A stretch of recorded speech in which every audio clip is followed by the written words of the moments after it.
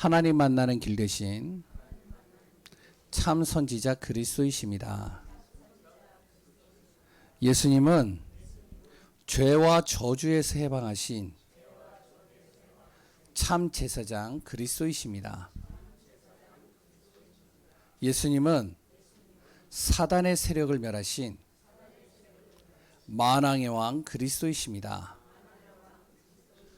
예수 그리스도는 내 마음속에 영원히 함께 계십니다.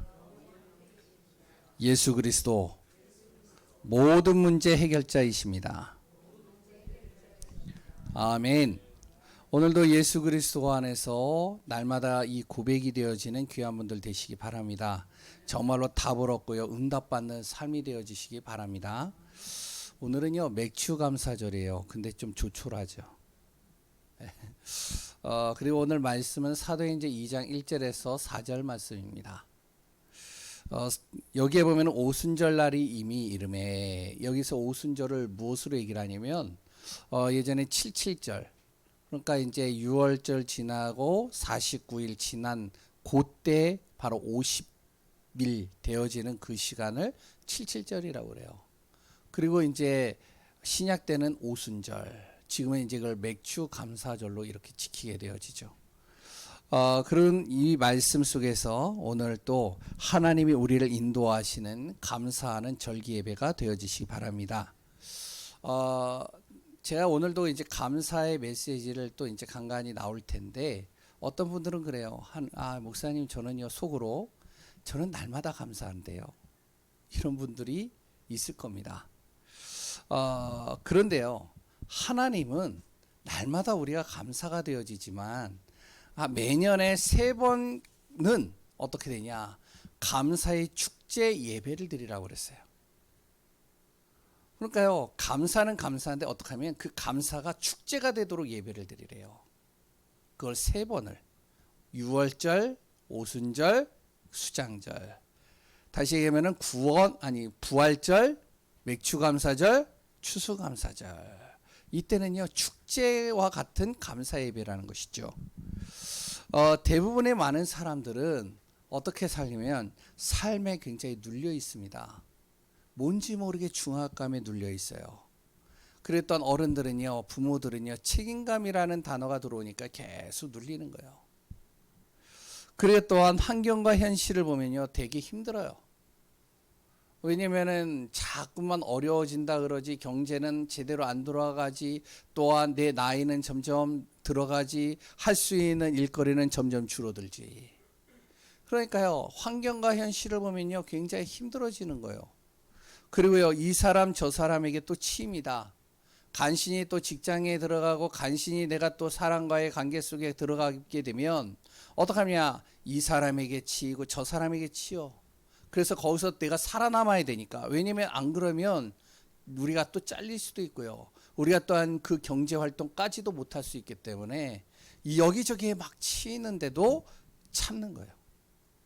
얼마나 힘들겠어요. 그런데 그 참는 가운데 또 집에 들어와요.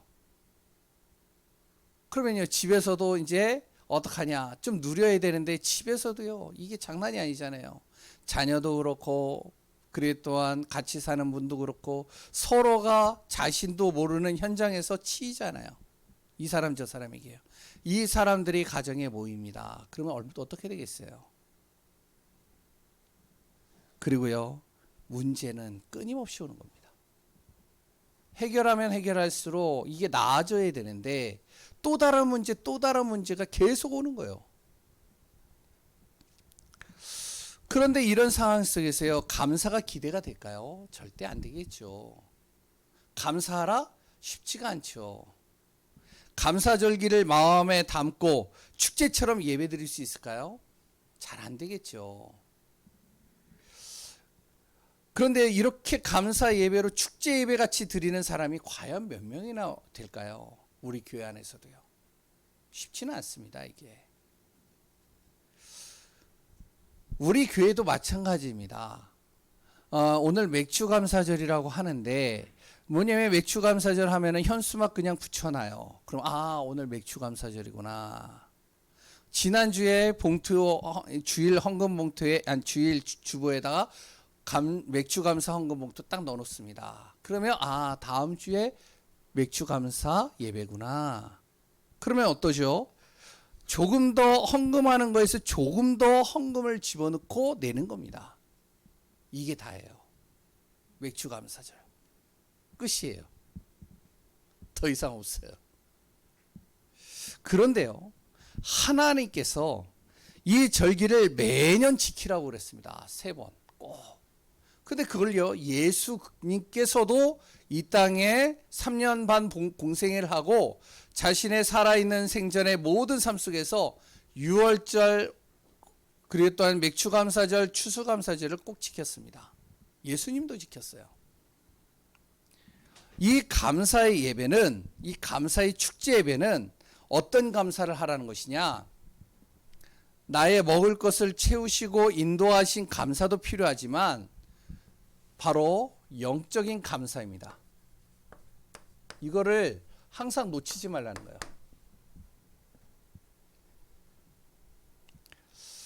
우리는 구원받은 하나님의 자녀가 맞다면 어떠냐? 내가요, 구원에 대한 감사가 있어야 돼요. 두 번째는요, 나의 모든 인생을 어떻게 하면은 하나님께서 나를 인도하신다라는 사실, 이 사실을 내가 확실히 믿고 감사하는 겁니다. 지금은 어려워요. 지금은 좀 눌려요. 지금은 좀 답답해요. 이 사람 저 사람에게 치여. 그러나 하나님은 나를 인도해 가신다. 영적인 사실을 아는 사람들은요, 이 감사가 우리 안에 있어야 된다는 겁니다. 그리고요, 우리의 모든 삶을 하나님께서 어떻게 하시냐면 책임져 주신다는 거예요. 나의 실수까지도 하나님이 책임지시는 겁니다. 나의 연약한 부분 하나님이 책임지셔요. 나의 병든 몸, 나의 병든 마음, 나의 병든 모든 것 하나님이 책임지신다는 거예요. 그러니까 그거 놓고 영적으로 감사하라는 거예요. 그래 또 하나는 뭐냐면 바로 우리를 승리케 하시겠다는 겁니다. 죄와 저주, 사망에서 나를 승리케 하신다는 거예요. 그러니까 이 영적인 감사가 우리 안에 있으라는 거예요. 이거를 바로 유월절이라고 그러고요, 부활절이라고 그럽니다. 이걸요, 바로 아까 전에 얘기했던 오순절이라고도 그러고요, 맥주 감사절이라고도 합니다. 하나님께서 한 해 동안에 나의 모든 삶 속에 책임지시고 인도하신다. 이걸 뭐라 그러냐? 수장절이라고도 그러고요, 이걸 추수감사절이라고도 합니다. 그냥 단순하게 나의 먹을 것, 입을 것, 나의 정말 쓸 것, 의식주를 하나님이 채우신 것에 대해서 감사하고 그것을 채우실 것이라는 믿음 가지고 감사하는 정도가 아니라 영적인 감사예요. 나를 승리케 하신다는 것이죠. 이것이 바로 예수님께서 이 땅에 오셨다는 거예요. 나를 승리케 하시고, 성탄절입니다. 이 감사가 우리 안에 날마다 있으라는 거예요. 왜냐하면 성경은 정확하게 얘기를 하고 있습니다. 요한복음 6장 63절인가요? 예, 거기에 보면 뭐라고 나오냐면 이렇게 나옵니다. 살리는 것은 영이니 육은 뭐다? 무익하니라. 다시 얘기를 하면요, 이 말을 우리가 오해할 수 있습니다. 그럼 육신은 아무 필요가 없고 영적인 것만 우리가 바라보느냐, 그 말을 얘기를 하는 게 아니에요. 육신적인 거는요, 우리가 정말로 하면 할수록 어떻게 하면 생존을 위해서 하는 거예요. 살아가기 위해서 하는 거죠, 육신의 일들은요. 어떻게 보면요, 잘 먹고 잘 살고 의식주를 내가 정말로 가져야 되기 때문에 내가 육신의 일과 육신 속에 내가 인도받아야 되겠죠. 그런데 육신을 가지고는 나를 못 살린다는 거예요. 생존은 할 수 있어요. 그런데 영적인 거는요, 나의 생각을 살리고 마음을 살리고 영을 살리고 나의 육신을 다 살려버린다는 거예요. 그래서 뭐냐면 영적인 감사가 필요하다는 거예요. 오늘 맥주 감사절에 정말로 우리 귀한 분들 영적인 감사가 되시기 바랍니다. 갈라디아서 5장 16절에서 23절인가요? 26절까지 또 보시면 거기에 이렇게 나옵니다. 뭐라고 하면 육체의 소욕과 성령의 소욕에 대해서 나오는데 성령을 따라서 행하라고 나와요. 왜 그러냐면 육체의 소욕, 육체의 것을 가지고 자꾸 우리가 살아가다 보면 그것이 나에게 즐거움이 될 수 있고 기쁨을 줄 수 있어요. 그런데 잠깐의 기쁨과 즐거움은 되는데요, 참된 평안은 줄 수 없다는 겁니다. 그래요. 아까도 얘기했지만 나의 모든 것을 살리지는 못한다는 거예요.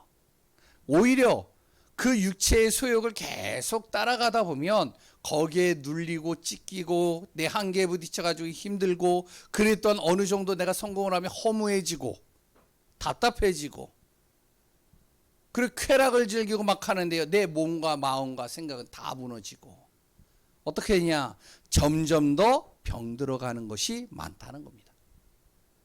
그래서 성령의 소욕을 따라라. 그것은 나의 영을 살리는 거다. 나의 마음과 생각, 나의 육신을 살리는 것이다. 따라오는, 그러면 그것이 살아나면 따라오는 육신은요, 자연적으로 응답 속으로 들어가게 되어 있는 거예요. 하나님의 자녀는요, 뭘 해야 된다? 성령의 소욕을 따라서 살아라. 그걸 뭐라고 그런다고요? 오늘 제목, 하나님의 인도받는 삶. 맥주 감사주일, 이 감사주일은요, 성령의 인도받는 그 삶을 감사하라는 것이죠. 그래서 오늘 본문의 내용을 우리가 간단하게 보면 성령 인도를, 우리가 하나님의 인도를 받아야 될 이유입니다. 그 방법은 그럼 뭐냐? 세 번째, 그러면 성령 인도 받으면 그 결과는 어떠냐? 이거에 대해서 같이 좀 말씀을 나누도록 하겠습니다. 가급적이면 제가 짧게 하려고 그래요. 너무 더워요. 별로 감동이 없으시네요. 그래서 가급적이면 제가 이제 좀 줄이려고 애를 쓰는데 기도해 주시기 바랍니다. 제가 너무 성령으로 충만하지 않도록. 그러면 성령 충만을 얼마까지 할지 모르겠어요. 그래서 잘 보시기 바라요. 성령의 인도를 받아야 될 이유가 있어요. 그 첫 번째는요, 여기에 우리가 예수 그리스도를 통해서 구원받은 하나님의 자녀들 맞죠? 아직 내가 예수님이 내 마음속에 있는 게 안 믿어진다. 그렇다면 정말로 그분은요, 빨리 예수 그리스도를 마음속에 영접하고 하나님의 자녀가 되는 축복 속으로 들어와야 됩니다. 그것을 뭐라 그러냐, 예수 그리스도를 통해서 구원받는 걸, 내가 영접하는 것을요, 내가 구원받은 하나님의 자녀가 됐다라고 표현해요. 이거는요, 한 번이면 좋게요. 여러 번이 필요가 없어요. 자주 영접할 필요도 없다니까요. 왜 자주 영접을 하느냐? 한 번 예수 그리스도를 내가 영접하면 예수 그리스도를요, 인격적으로 마음으로 내 입술로 고백을 하면 그 예수님이 내 안에 들어오셔서 나와 영원히 함께 하시는 겁니다. 그럼 날마다 영접 기도를 안 해도 돼요. 그런데 왜 하느냐? 그러면 하면은 안 되느냐? 하면 좋죠. 자주 하면요. 그런데 꼭 그렇게 자주 하지 않아도 상관이 없다는 거예요. 영접 기도를 계속하는 이유는 뭐냐면 확신이 없기 때문에 계속하는 거예요. 내가 구원받은 하나님의 자녀라는 사실을. 구원을 받았다는 것은 뭐냐면 이 죄에서, 저주에서, 이 사망의 권세에서 내가 빠져나왔다는 거예요. 이게 내 안에 확신이 없으면 그럼 계속 영접 기도를 하는 거예요.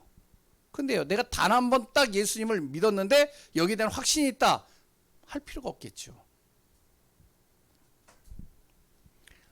구원받았다는 건요, 창세기 1장 27절에서 28절을 회복한 겁니다. 내 지금 상황은 아닌데, 아니에요. 하나님이 구원받는 그 순간부터 나를 어떻게 하면 세상을 정복하고 다스릴 수 있는 복을 이미 주셨다는 거예요. 여기 확신 가지셔야 돼요. 그리고요, 구원을 받으면 바로 우리에게 따라오는 것이 무엇이면 바로 하나님께서 나를 미래에 대해서 보장을 해 놓으셨다는 겁니다. 그러니까 미래에 대해서, 구원받은 사람은 미래에 대해서 염려할 필요가 없단 말이에요. 내가 염려가 된다. 내가 확신이 없는 거예요. 죄송한 얘기지만. 왜냐하면 예수 그리스도를 딱 믿는 그 순간부터 하나님의 영이 내 안에 들어오십니다. 그러면 그 하나님께서요, 나를 책임지시고 인도하시는데, 고린도전서 3장 16절에 하나님의 성령이 내 안에 계시고 나는 하나님의 성전이다. 하나님께서 나를 이끌어 가신다는 거예요. 하루하루 어떻게 되어지면 나의 모든 삶을 멸망의 길로 가지 않도록 하나님께서 이끄시겠다는 겁니다. 나는 절대로요, 멸망할 수가 없어요. 아멘이신가요? 진짜 예수 믿고 확신 갖잖아요. 망하지를 못한다니까요. 망하고 싶어도 안 돼요. 망하려고요 발악을 해도 안 된다니까요. 내 흑암 속으로 들어가도 거기서 끄집어 내신다니까요. 그게 바로 이스라엘입니다. 그리고요, 예수 그리스도를 믿는 그 순간에 우리에겐 천국의 티켓이 나에게 주어졌어요. 지금 당장 죽어도 어디로 가느냐? 천국이에요. 천국이 좋을까요? 지금 이 세상이 좋을까요? 그래도 이 세상이잖아요. 그거는 죽어야 가는 곳이고. 그런데요, 나의 삶 속에서도 천국과 같은 인생을 하나님께서 보장해 놓으셨다는. 그러면 중요한 건 뭐냐? 다음입니다. 요것 때문에 잘 안 보이는 것 같아서 제가 여기다 적겠습니다. 내 삶이에요.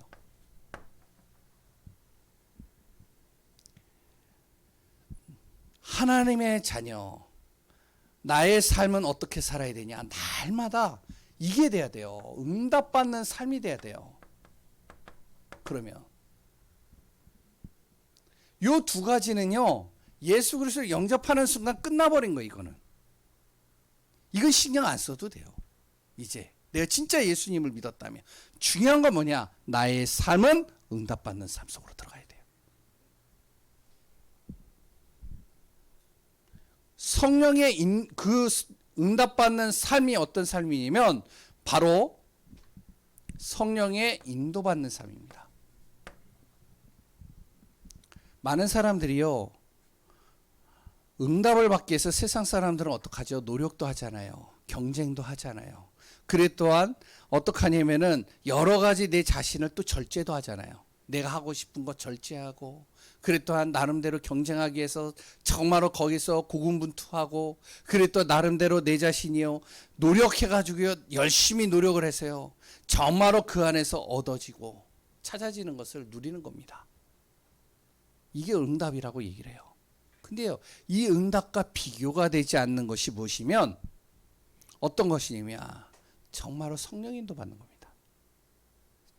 세상의 사람들이 얘기하는 노력, 경쟁, 절제 이런 것을 통해서 우리가 응답은 받을 수 있을지 몰라도 이렇게 살아도요 결국에는 또 시간 지나면 불안, 염려, 걱정, 근심 또 와요. 성공의 자리에 있잖아요. 언제 내가 여기서 내려갈까? 불안한 거예요. 연예인들이요 나름대로 많은 사람들의 대중의 인기를 얻어가지고 높은 자리에 있어 언제 내가 이 자리를 또 내려가게 될까 걱정이 되는 거예요. 이게 끊임이 없는 겁니다. 하지만 하나님의 자녀는 성령 인도 받는 거예요. 아멘이신가요?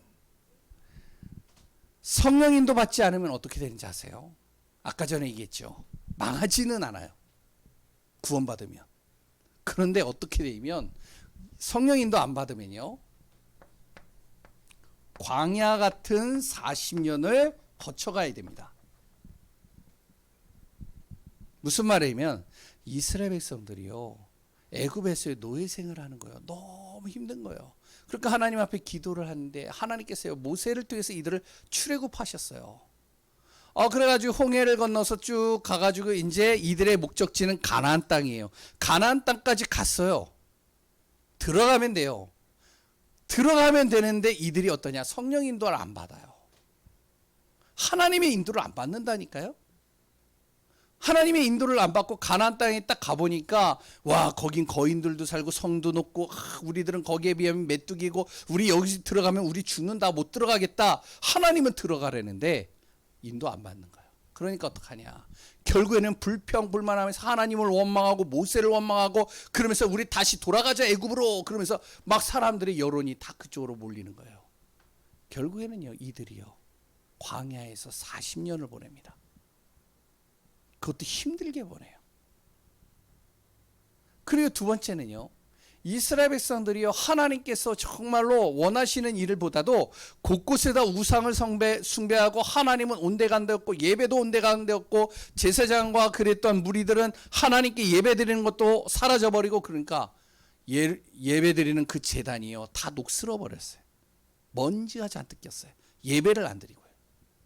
그러니까 하나님이요 선지자를 통해서요 돌아오라 돌아오라 주님 앞에 돌아오라 하나님의 인도받으라 하는데 안 들어요.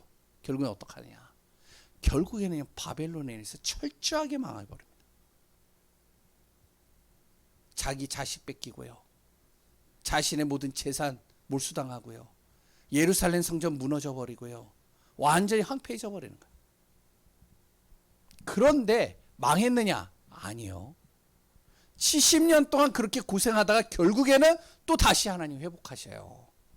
구원받은 사람은요 완전 망하는 게 아닙니다. 고통 속에 힘든 속에서 계속 다니다가 하나님께서 정말로 인도받는 삶 속으로 들어가는 순간 하나님이 또 역사하기 시작하는 거예요. 그래서 우리가 고생하고 인도받지 말고 어떠냐 바로 다이렉트로 어떻게 하면 가나안 땅에 들어갔으면 괜찮잖아요. 아무 문제 없었거든요. 근데 안 들어가요. 우리가 성령 인도 받는 겁니다. 그게 응답받는 삶이에요.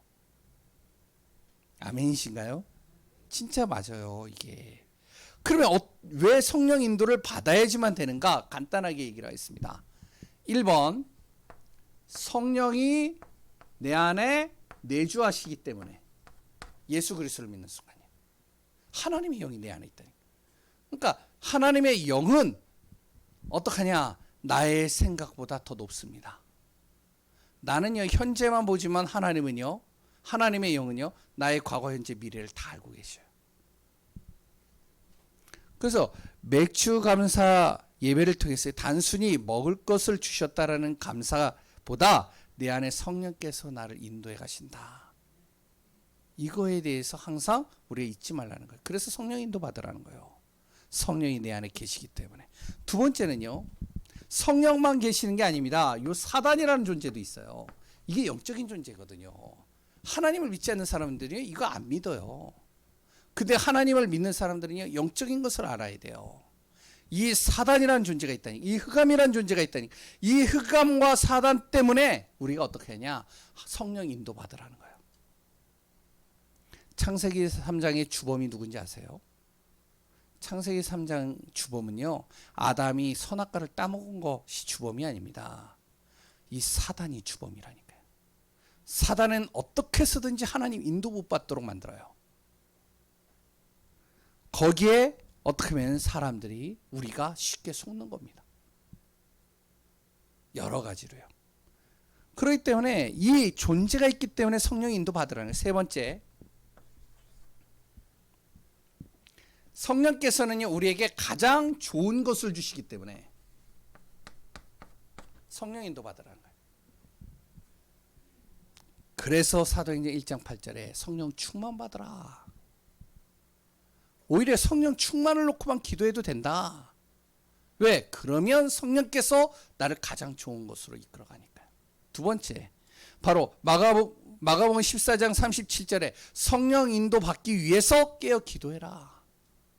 왜? 우는 사자와 같이 24시간 이 사단이 나를 삼키고 속이고 넘어뜨리기 때문에 성령 인도 받지 않으면 안 된다는 거예요. 그러면 성령 인도 받는 방법이 뭘까요?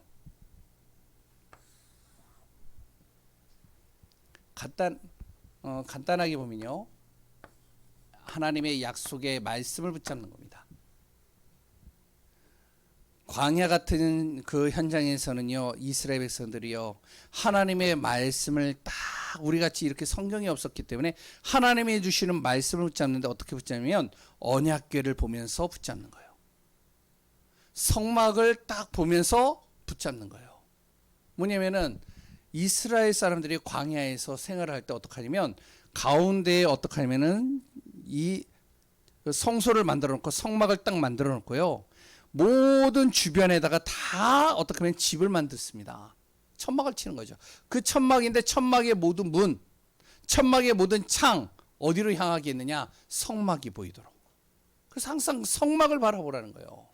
하나님을 바라보라는 거예요. 왜? 그 성막에 뭐가 있냐면 하나님의 임재가 있거든요. 구름 기둥과 불 기둥으로 하나님께서 임재하고 계시거든요. 그리고 새 절기 꼭 지켜라. 그런데요, 초대교회는요 138입니다. 그리스도, 하나님 나라, 오직 성령, 이거 붙잡아라. 지금 우리는 뭐죠? 우리는요 1, 3, 8 사도행전 1장 1절 그리스도, 사도행전 1장 3절 바로 하나님의 나라의 일, 사도행전 1장 8절 오직 성령, 이거 붙잡으라는 거예요. 그리스도 모든 문제 해결하시다. 그 그리스도를 붙잡고 가는 사람 하나님의 나라가 임할 것이다. 그럼 그 사람을 통해서 뭘 한다? 성령으로 하나님께서 역사하신다. 그렇기 때문에 이거 꼭 기억해라. 그리고 또 하나, 매시 매 때마다 하나님이 주시는 말씀 강단. 주의 종을 통해서요 나와 가정과 교회에 메시지를 줍니다. 이게 믿어지지 않으면 안 잡아도 돼요. 하지만 하나님의 살아계신 걸 진짜 믿는다면 약속의 말씀을 붙잡는 겁니다. 성령인도 받으라는 거예요. 대부분 신앙인들이 실패하는 이유가 뭔지 아세요? 언약을 안 잡고요. 내 생각을 딱 잡아요. 내 기준을 잡아요. 그랬더니요 내 방법을 딱 잡습니다. 하나님의 약속의 말씀 잡아요. 두 번째는요 싸워야 돼요. 뭘 싸워야 되냐? 세 가지 싸워야 됩니다. 첫 번째는 뭘 싸워야 되냐면 성령 인도받기 위해서요 내 자신과 싸워야 돼요.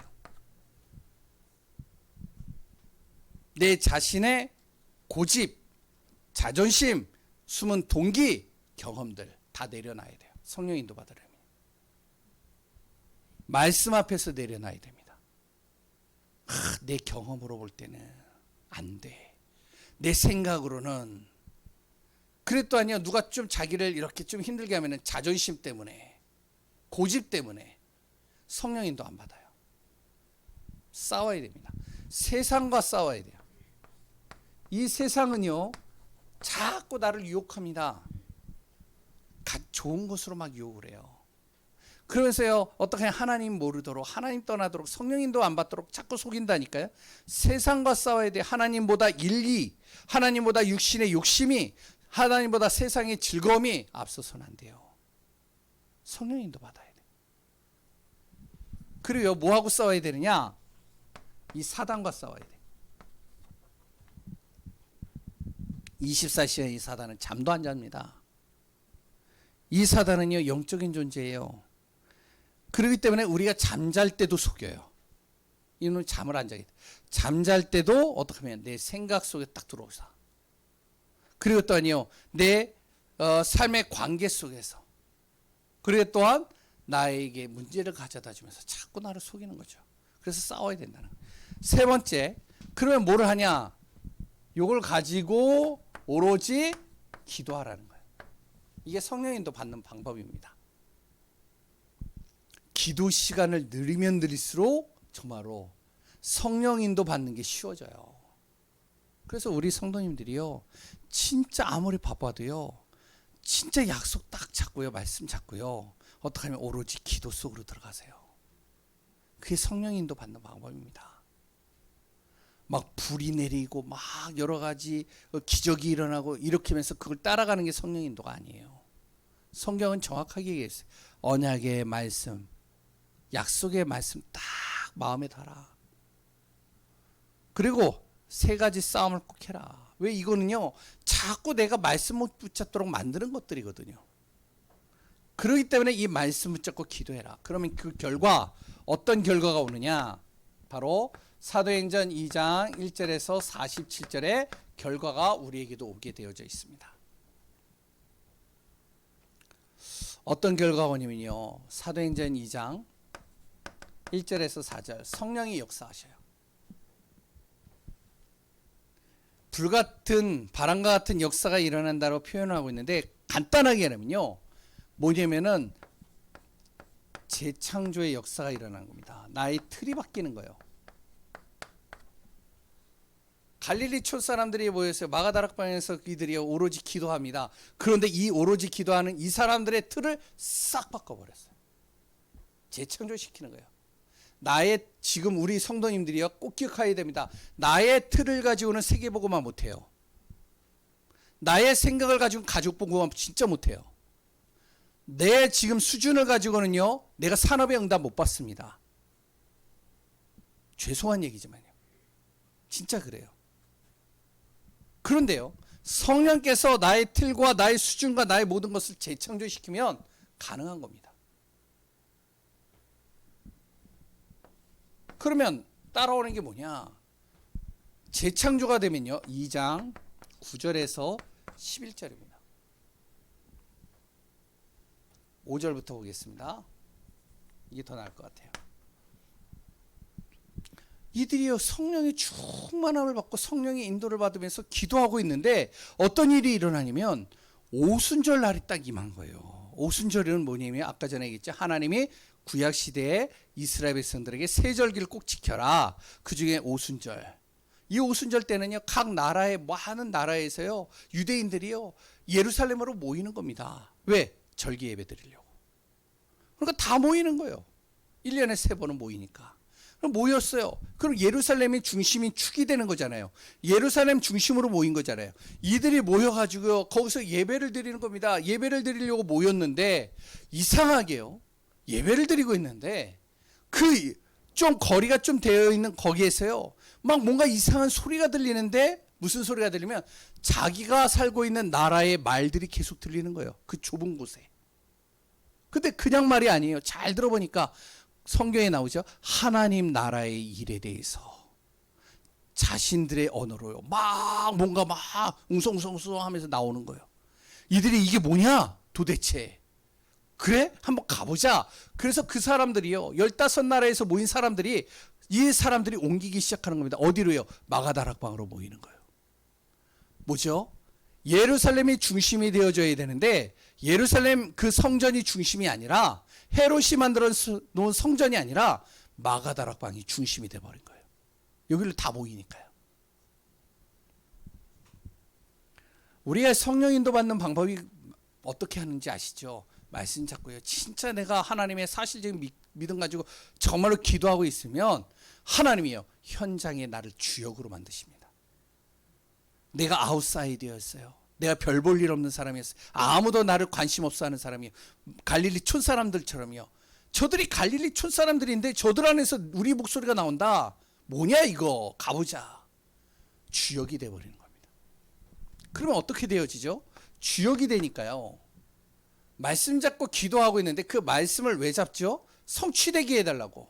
말씀을 이루어 달라고. 그러니까 이 말씀이요 이루어지는 겁니다.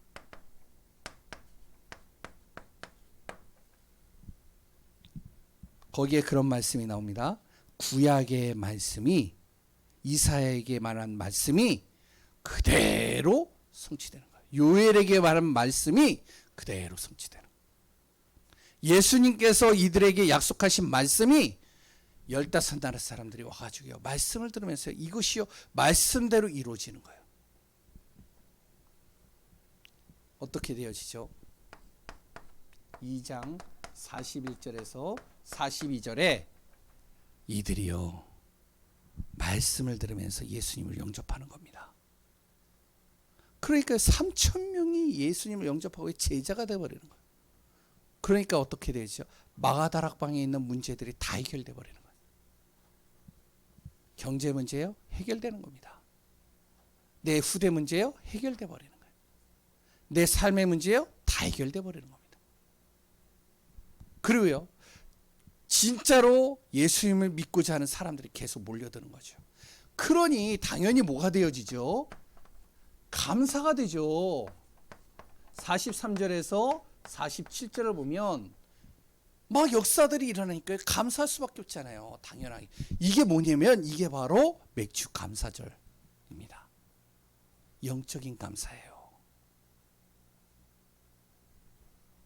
이런 감사가 우리 성도님들 안에 일어나길 바랍니다.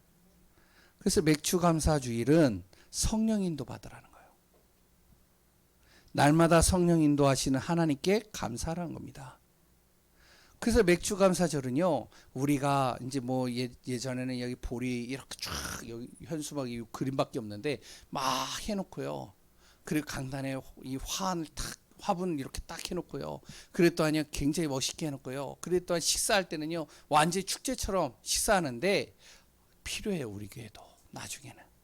그런데 진짜 중요한 것은 맥주 감사주일은요, 우리 성도님들이요, 예배를 다 드리고 나서요, 서로가요, 야, 하나님이 나를 이렇게 인도하셨어. 하나님이 나를 이렇게 도우셨어. 하나님이 나에게 이렇게 역사하셨어. 이 얘기를요, 같이 포럼하고, 같이 간증하고, 같이 정말로 우리가 나누면서 즐거워하는 겁니다. 고백하고요. 이게 이렇게 되어지는 거, 뭐가 되냐?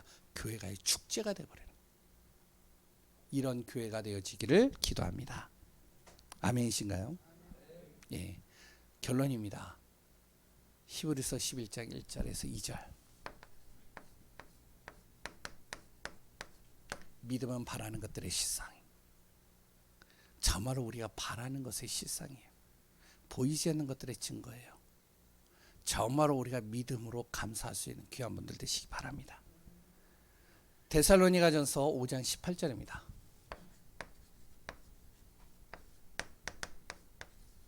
뭐죠? 범사에 감사해라. 성령께서 나를 인도해 가심에 감사해라. 이것은 그리스도 예수 안에서 너희를 향하신 하나님의 뜻이니라. 세 번째, 하박국서 3장 17절에서 18절. 비록 우리에게 없어도 감사해라. 무화과 나무에 소출이 없어도, 포도나무에 열매가 없어도 나는 하나님께 즐거워하리. 감사하라는 것이죠. 왜? 지금 당장에는 없어 보이지만 결국에는 하나님께서 그 모든 것을 회복하시고 치유하시고 역사할 것이니까. 오늘도 하나님의 인도받는 삶 속에 참된 감사의 비밀이 누려지는 귀한 분들 되시기 바랍니다. 하나님의 은혜 감사합니다. 주님의 은혜 속에서 날마다 감사의 비밀, 날마다 감사의 축복이 되어지는 교회가 되게 하여 주옵소서. 살아계시고 역사하시는 예수 그리스도의 이름으로 기도합니다. 아멘. 우리 찬송가 383장